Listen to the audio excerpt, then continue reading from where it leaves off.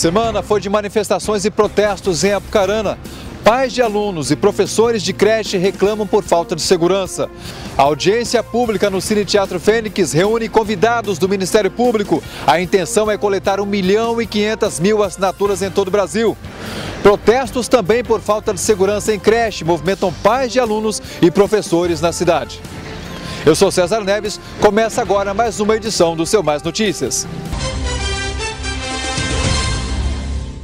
O noticiário de hoje começa com a manifestação que nós acompanhamos na creche do Colégio Caique, em Apucarana. Pais de alunos e professores reclamando por falta de segurança. Acompanhe, conversei com alguns pais de alunos e professores no local.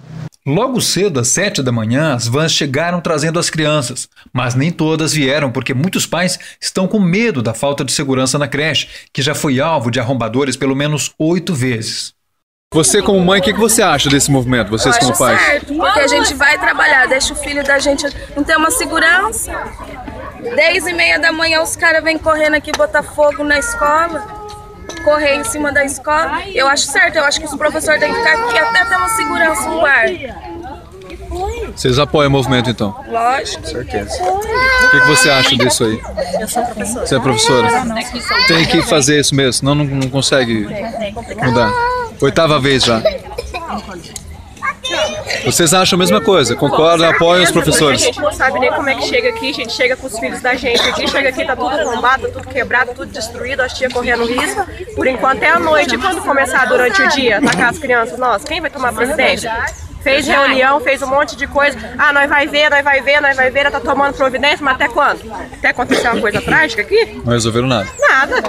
Pelo menos pra nós, nada. Pede pra mim que você fique em casa preocupada com o filho que Não, fica trabalhando, a gente tá lá trabalhando, trabalhando, né? E fica preocupado com a criança que fica aqui. Não é só eu, um monte de mãe que fica aqui, nós, ó, né? todos nós. E outra, a segurança das tias também, que cuida dos nossos filhos O pra nós senhor trabalhar. traz o netinho? Tá, agora, minha filha trabalha, eu trabalho, e agora acontecendo isso aí, nós Quer dizer, precisamos de segurança. vocês não são contra os funcionários, vocês são de acordo. Mas é a favor. Por favor. Quero segurança por dia. Durante o dia. Por dia, porque eu trabalho, meu filho fica. Eu não sei como que eu trabalho, porque eu fico preocupado. Fica só a mulher na creche, como que fica?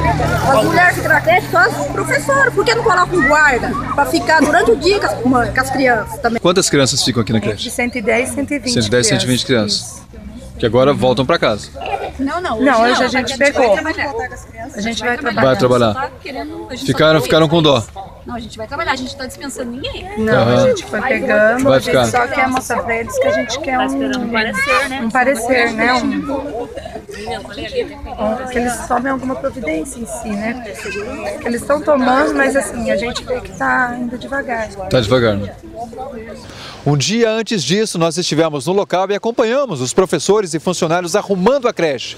Não havia os alunos que estavam dispensados. Conversamos também com uma mãe de um aluno que não pôde levar o filho para a creche, teve que faltar ao trabalho. Acompanhe. Dona Elizabeth ficou com os filhos em casa depois que a creche não funcionou com o segundo arrombamento registrado em 10 dias na escola. A Elizabeth Laurentino da Silva é mãe de 2 crianças que frequentam essa creche, que pela segunda vez, já nesse mês, estão passando por esse problema. E aí, como é que fica a situação quando acontece isso? Fica assim, eu vou trabalhar todo dia de manhã e meu esposo que sai para levar as crianças de manhã. Aí ele liga para mim, chega na creche, tá toda arrombada, toda quebrada, aí traz as crianças, liga para mim lá no meu serviço e eu tenho que sair de lá, do meu serviço, e vir para buscar as crianças, eu ficar com as crianças. Já é a segunda vez que acontece isso. E aí, como que a gente vai ficar? E o que dizem para vocês a respeito da segurança lá? O que a coordenadora fala? O que eles dizem? Eles estão tentando, mas ninguém resolve nada, não tem guarda, é a segunda vez, acontece a mesma coisa, está toda arrombada a creche, e eles estão tentando para ter a gente já fica preocupada com os nossos filhos que já estão lá. As professoras já estão fazendo reuniões com medo de ficar até mais tarde. Já fizeram na segunda-feira, agora quando chega hoje, acontece isso. Eles estão chamando, estão tentando, estão fazendo a parte delas, né? E agora? Enquanto isso, as crianças não têm como ficar na creche. Não tem, porque daí eu tenho que sair, como que eu vou deixar meus filhos em casa sozinho? Aí eu chego nos meus chefes, no meu serviço e peço, eles vão falar assim, o que eu vou fazer? Vai deixar eles tudo lá em casa sozinho? Não tem como. Não pode. Não tem como, aí fica assim. Eu venho e volto para poder cuidar do meu filho em casa e meu serviço. Como que vai ser amanhã? Será que eles vão querer continuar comigo no meu serviço? Na creche, os espaços já estavam arrumados, restando apenas os sinais do vandalismo que deixou recados na parede de uma das salas. Mas essas fotos, feitas antes da polícia chegar, revelam a ousadia dos ladrões. Segundo as funcionárias da creche, que atende a 100 crianças da região, o medo é grande quando chegam e no final de tarde, porque falta segurança. E para falar sobre isso, o Mais Notícias conversou com o comandante da Guarda Municipal. O órgão faz rondas pelo local, mas ele mesmo admite que não é o suficiente para evitar o crime. Tenente Ednei, como que a Guarda Municipal vê esse problema e o que pode ser feito para evitar e para melhorar essa situação? Viu, César, nós estamos trabalhando, a Guarda Municipal está fazendo as rondas, né?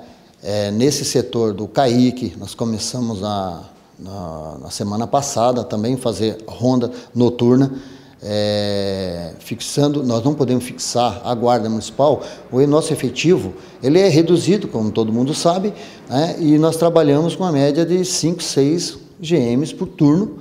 Então, das 22 horas que está sendo o turno deles, eles fazem até às 6 da manhã. Eu faço o Centro da Juventude, nós fazemos o CEL, o CAM e também o CAIC. Agora, a Guarda está fazendo a parte dela. Nós não temos como fixar GMs nesse ponto, uma vez que vai faltar em outros lugares. São muitas entidades para que a gente possa fazer a ronda. Nós estamos fazendo sempre, quando solicitado em casos eventuais, eu mando a Guarda lá. Com relação à prevenção para próximos e possíveis casos desses, é possível uma reunião com a autarquia de educação para aproximar isso? Porque a gente percebe uma falha gritante nesses locais, tenente. Com certeza. Eu vou conversar, né, com o nosso secretário de governo para ver o que podemos fazer, né, uma vez que é também interessante a Secretaria de Educação, né, nós temos que sentar e conversar, porque somente com a Guarda Municipal nós estamos vendo que nós não estamos conseguindo o êxito que nós precisamos. Né? Está fazendo serviço? Tá.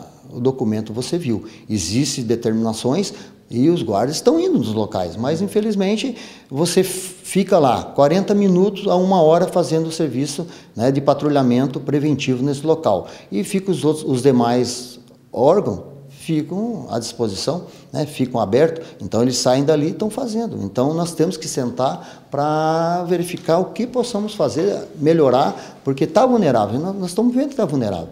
Né? Então tem que se sentar e conversar para verificar uma boa condições, um melhor serviço, o que poderá ser feito. Vai ser conversado com certeza. Não mudando de assunto, apenas mudando de local, vamos falar também sobre manifestações. O Ministério Público fez o chamado e o Cine Teatro Fênix lotou nessa semana para uma audiência pública. O Ministério Público Federal precisa de 1.500.000 assinaturas para mudanças na lei no que tange ao crime de corrupção.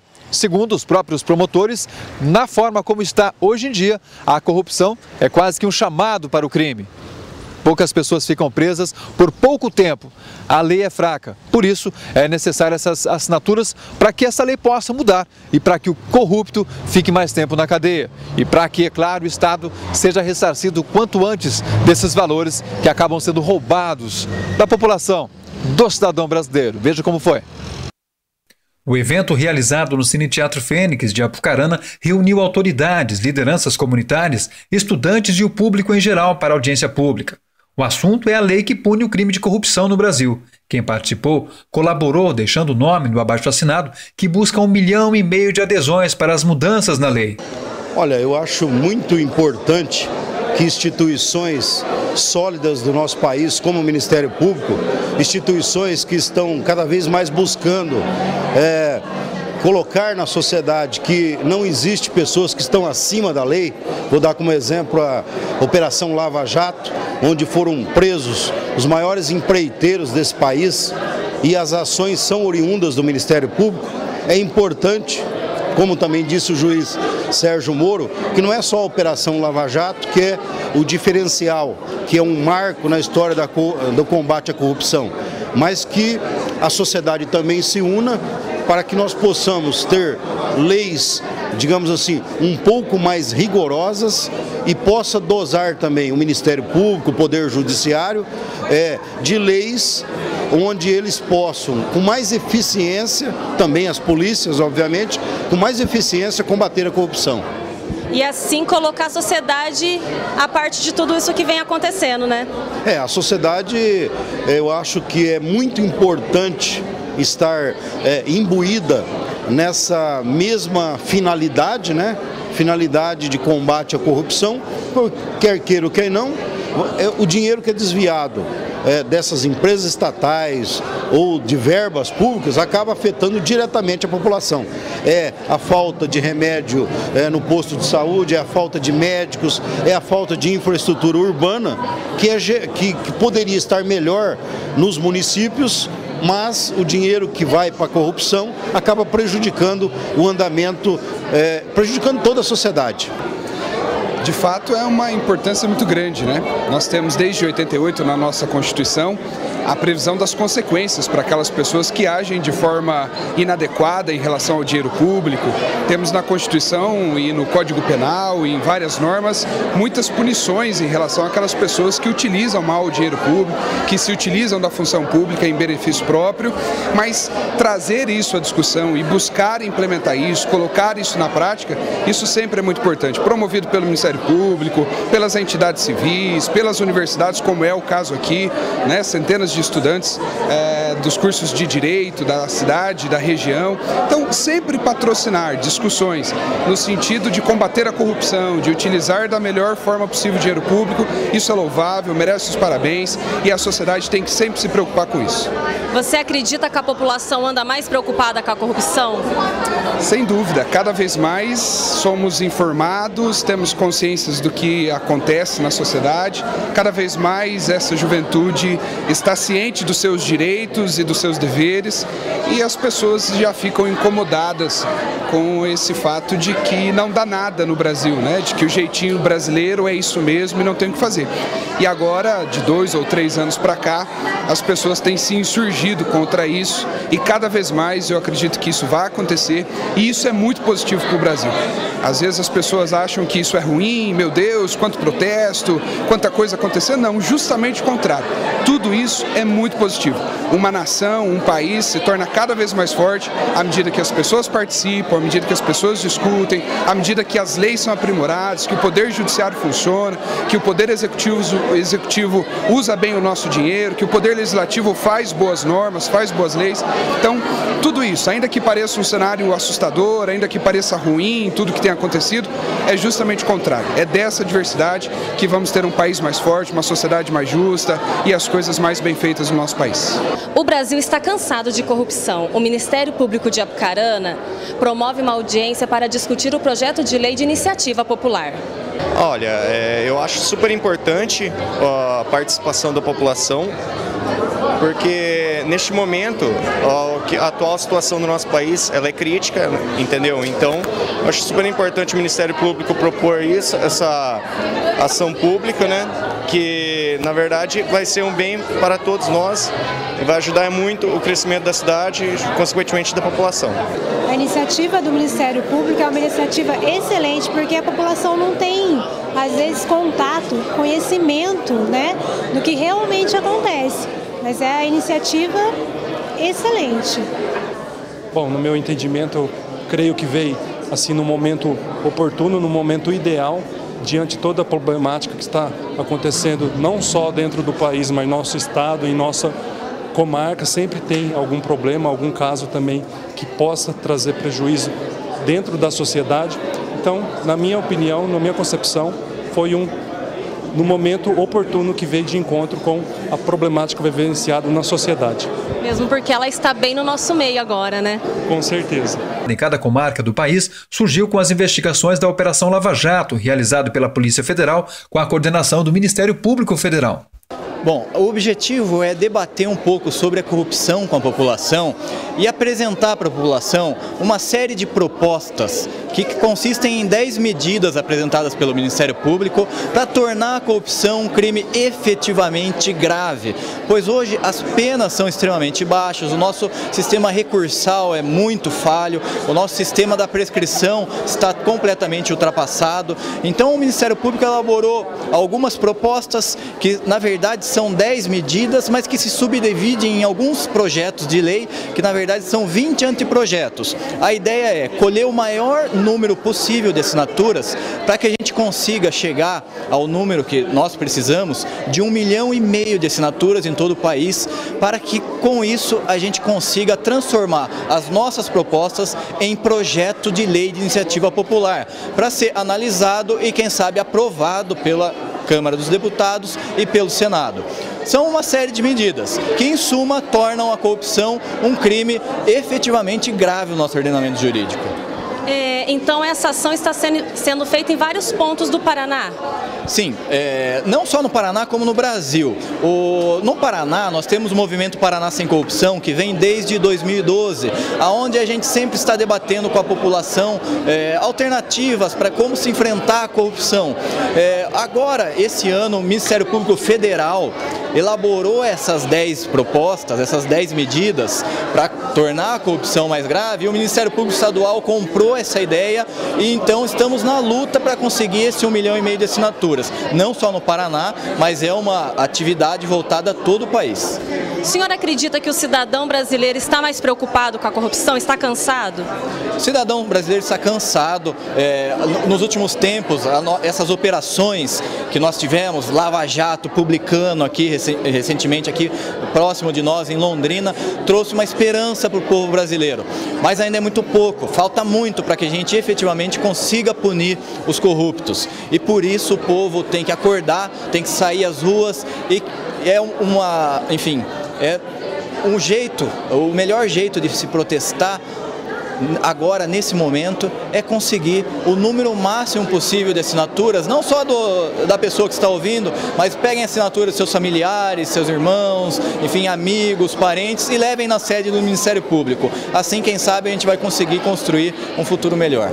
Então, doutor, quem não veio hoje aqui, se quiser assinar, pode ir lá na sede do Ministério Público que vai conseguir. Sim, pode comparecer na sede do Ministério Público, nós temos o formulário lá e pegamos a assinatura na hora.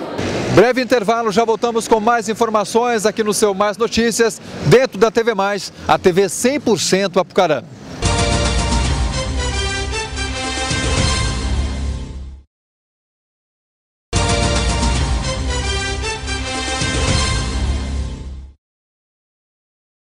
Um grande abraço a vocês, todos que são os nossos assinantes, vocês que são nossos telespectadores. Vamos para a região oeste de Apucarana, no núcleo habitacional João Paulo, um dos bairros mais antigos da cidade. Pelo menos 15 mil pessoas vivem naquela região. E essas pessoas passavam por essa grande dificuldade de ter que sair do bairro para o trabalho e no final do dia, saindo do trabalho, voltando para o bairro, por conta da passagem dos trens. Parece que isso agora está resolvido. Mostramos na semana passada o prefeito e toda a equipe da prefeitura fazendo anúncio do viaduto que vai ser feito por ali. Essa semana acompanhamos o trabalho. Conversei também com alguns moradores a respeito dessa melhoria. Acompanhe. As máquinas estão trabalhando na obra que ligará a saída oeste do maior bairro de Apucarana diretamente à BR-376, passando por cima da linha férrea. Com a instalação do canteiro de obras, os trabalhos devem durar cerca de 6 meses. Para o morador, é um alívio esperar tão pouco tempo para resolver esse grande problema. A obra é uma obra muito boa, né? O prefeito, né? Vai ser muito bom para nós aqui. A dificuldade que vocês tinham, o senhor como motorista, profissional que é, como caminhoneiro que é, a dificuldade que vocês tinham para sair do bairro sem isso aqui? Quando a gente ia sair que o trem está aí, tá parado, não, é difícil, né? Que tem que ficar esperando tempo, talvez a gente está com pressa. Trabalho no caminhão, tem que talvez o rapaz chama, vem carregar rapidinho. Eu cheguei 15, 20 minutos esperando. Atrasa tudo, né? Atrasa tudo.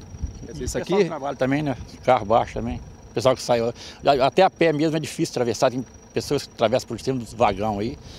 Perigoso. Acaba sendo perigoso. Perigoso, até você machucar. O senhor já flagrou muitas vezes o trem parando ali por algum problema? Várias vezes, muitas vezes. Faz tempo que a gente mora aqui. Quantos anos o senhor mora aqui? Eu já morei 2 vezes, uma vez morei 6 anos, agora já está para 16 já. Mais de 20 anos também. Agora que vai desenvolver tudo, né? Vai ficar bom, né? Melhorar muito, muito. O projeto da obra foi apresentado aos moradores no mês de maio desse ano. Em julho foi feito o anúncio oficial da conquista dos recursos e liberações para a construção. Enquanto isso, seguem as máquinas movendo a terra e os carros cruzando a linha de acesso ao bairro.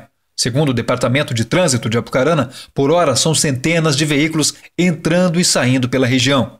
Desde o ano passado, 2014, até agora 2015, o Poder Judiciário da comarca, assim como o Ministério Público, tem promovido mais júris populares. A intenção disso é zerar, pelo menos adiantar bastante processos criminais que estavam rolando na comarca e há muito tempo esperando pelo julgamento. Dessa feita, essa semana, tivemos 2 júris populares, todos condenados. Como é que foi essa situação? Num dos júris, Dr. Evandro Del Agnello, um dos promotores, falou com a nossa reportagem. Doutor Evandro, a avaliação do senhor a respeito do júri realizado essa semana, terça-feira? A avaliação o melhor possível. Os 3 réus foram condenados, conforme o Ministério Público pediu, por homicídio duplamente qualificado em relação a 2 deles e homicídio qualificado apenas por uma vez em relação a um outro. O Haroldo foi condenado por homicídio duplamente qualificado, pois foi o autor das facadas contra a vítima. O réu chegou no júri alegando legítima defesa e que, se não fosse o caso de legítima defesa, seria um homicídio privilegiado, mas nenhuma das teses colou, acabou sendo condenado pelo homicídio pelo motivo fútil e o recurso que dificultou a defesa da vítima. O réu foragido, réu Francisco, vulgo tenente, que alegava não ter participado do crime, alegava por intermédio do seu advogado, é óbvio, pois ele tem mandado de prisão já desde a época dos fatos, de 2013, mas se encontra foragido. O júri também afastou a tese da defesa, acolheu a tese do Ministério Público de homicídio duplamente qualificado. Em relação ao terceiro réu, que é o Antônio Jones, o vulgo Johnny, ele teria auxiliado no planejamento do crime e também prestado auxílio material por ter ficado na porta aguardando o cometimento do crime e, com isso, prestando auxílio material ao Haroldo. Com relação ao Antônio, ele foi também condenado por homicídio qualificado, assim como o Ministério Público pedia, e o corpo de jurados acabou reconhecendo unicamente que a participação dele teve uma importância menor que a dos demais e, por isso, ele teve uma redução da pena de 1/6, mas mesmo assim condenado por homicídio qualificado, crime hediondo, a uma pena de 11 anos e alguns meses, que eu não me recordo agora, mas então ficou de ótimo tamanho. Haroldo a 15 anos e pouco, o Francisco Tenente a 13 anos e pouco e o Antônio Johnny a 11 anos e alguns meses, a ser cumprido em regime inicial fechado, e ambos os réus, cumpre destacar, que vieram do Ceará para cá. Como eles vieram do Ceará, outro estado, outro sistema, infelizmente o nosso sistema é extremamente falho, de modo que, César, nós não temos ainda hoje no Brasil um cadastro único de antecedentes criminais, de modo que se hoje o Fernandinho Beiramar viesse aqui para o Paraná, ele seria réu primário, pois o nosso sistema não tem a mesma base de dados de São Paulo, de Rio de Janeiro, e esses réus, mesmo um deles tendo condenação no Ceará, e nós soubemos isso porque ele mesmo acabou falando que tinha uma condenação por porte de arma lá no estado do Ceará, nós não tínhamos a informação oficial, ele foi julgado como se fosse réu primário, mas eu já oficiei o cartório lá da cidade de Crateús, Ceará, para que eles me mandem essa informação oficial, para que eu possa juntar nos autos de execução penal desse réu Haroldo, para que assim ele não cumpra apenas 2/5 da pena, mas sim 3/5, por se tratar de réu reincidente. Mas enfim, a população mais uma vez veio de encontro ao Ministério Público, acolhendo nossas teses, e nós ficamos muito gratos por isso, pois aqui em Apucarana a mensagem que o Tribunal do Júri tem passado para a população é que, uma vez cometido crime aqui na comarca, o sujeito, se cair no Tribunal do Júri tendo provas, não vai sair impune. Com relação ao que está foragido, há uma foto dele, há uma identificação dele, ele é procurado? Ele é procurado, mas a gente sabe muito bem da dificuldade, não é mesmo? Porque muitas vezes esse réu pode estar em outro país, pode ter Paraguai, enfim, qualquer outro país aqui da América do Sul, enfim, ou de qualquer outra localidade, pode estar usando documentos falsos.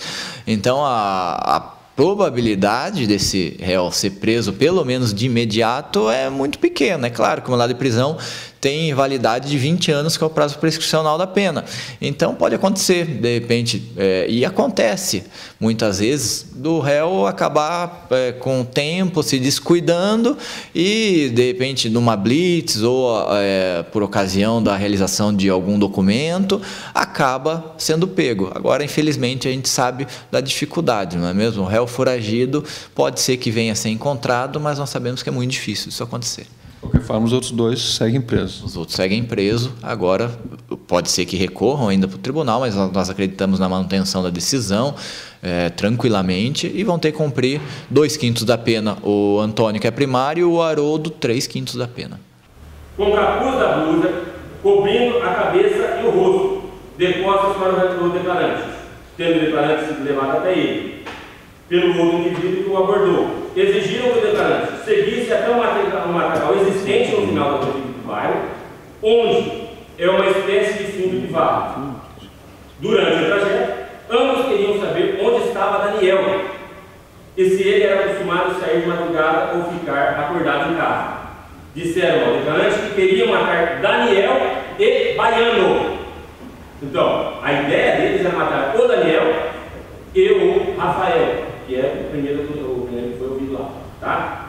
Você que é pai, você que é mãe, você que é responsável por aluno da rede estadual de ensino, sabe exatamente o problema que estão passando neste momento. Depois daqueles 48 dias de greve que os professores tiveram, logo no início das aulas, janeiro e fevereiro, depois daquele protesto que aconteceu em Curitiba, com aquele problema todo também envolvendo a Polícia Militar, o governo do estado, os deputados estaduais, enfim, como é que está a situação hoje? Até onde vão as aulas dos alunos da rede estadual? Em Apucarana e também nos municípios vizinhos.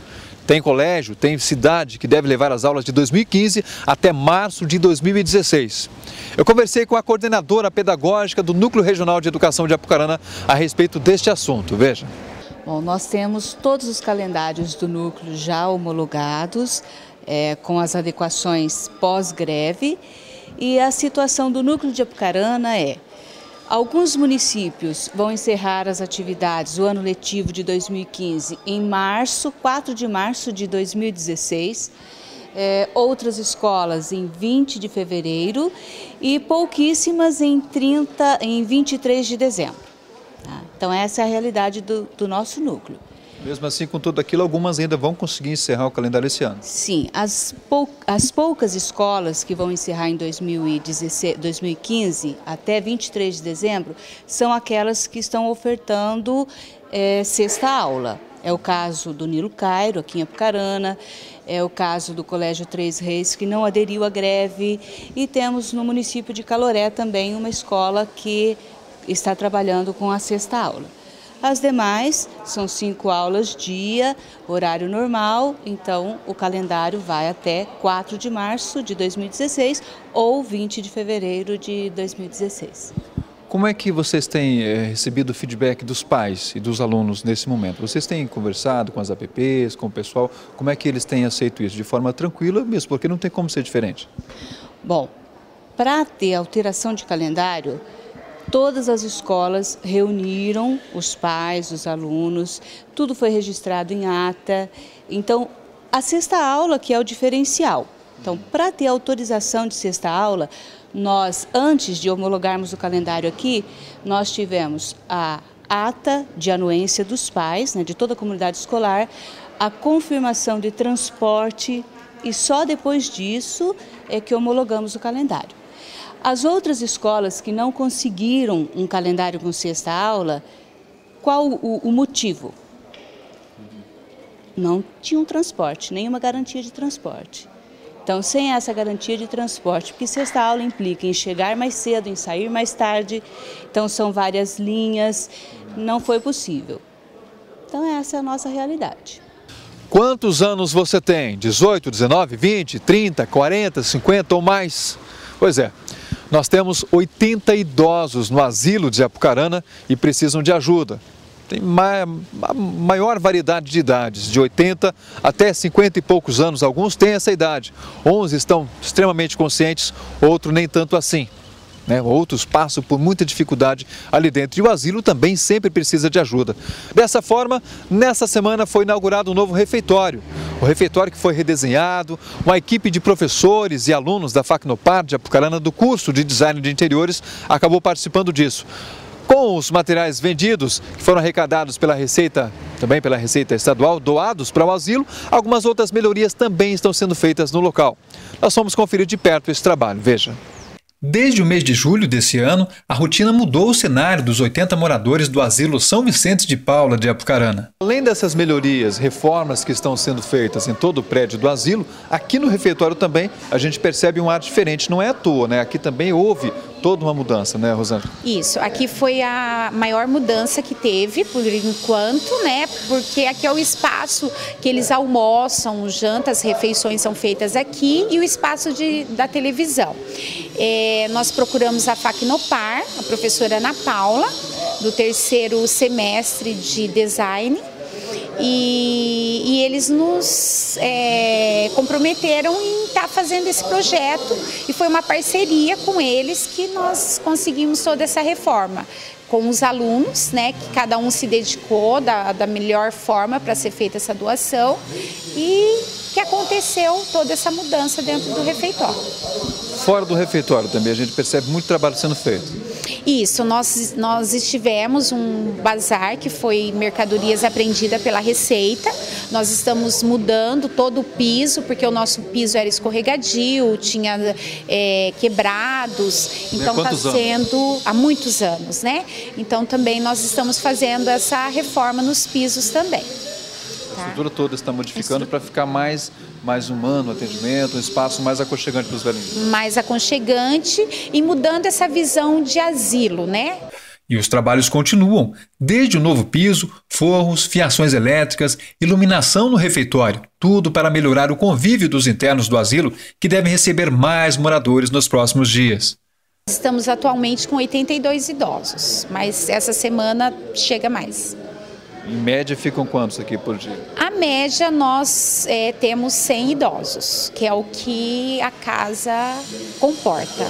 100 idosos. Comporta. Isso. Quantos funcionários? Nós estamos com 33 funcionários. Alguns deles 24 horas por dia? Sim. Não ficam sem assistência? Não ficam. Tem os turnos, né? O pessoal da equipe técnica, que trabalha 12 por 36 no período da noite. Né? E o pessoal do dia. Muito bem, obrigado pela sua companhia. Como pôde ver, falamos aqui direto da Praça 28 de Janeiro, a Praça Semiramis Braga. Muita gente não sabe que tem esse nome. Ao fundo temos a Biblioteca Municipal Monteiro Lobato de Apucarana, a concha acústica que voltou a ser utilizada também para movimentos culturais na cidade. A gente se fala no nosso próximo encontro, lembrando que domingo tem uma manifestação marcada para as 3 da tarde aqui na Praça Rui Barbosa. Você também pode se fazer presente, enfim, não importa de que lado você esteja, faça valer o seu direito de cidadão, o seu poder democrático, que é o que vale nesse momento. Que o país precisa de ajuda, nem precisamos falar muito, né? Até o próximo encontro.